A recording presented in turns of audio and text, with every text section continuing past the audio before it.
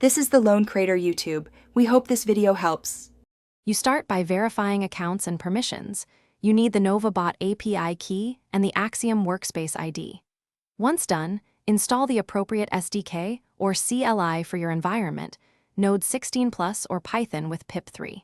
Make sure API scopes include read/write for automation and webhooks. Next, create a dedicated service user in NovaBot to isolate credentials. These first steps prevent permission errors later and make configuration repeatable for testing and deployment. You now authenticate. Exchange the NovaBot key for a bearer token and place it in your environment or secret manager. Then map incoming NovaBot events to Axiom schemas. Ensure timestamps, user ID, and event type align so queries behave predictably.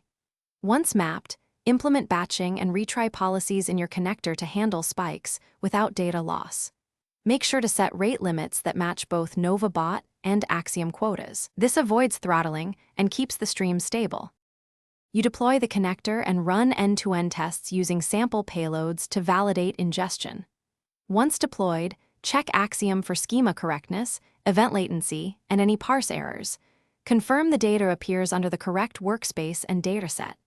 If something breaks, inspect connector logs first. Look for token expiry, schema mismatches, or network timeouts. One key troubleshooting tip: rotate the NovaBot token and reauthorize immediately if you see 401 errors. Then Thanks for watching.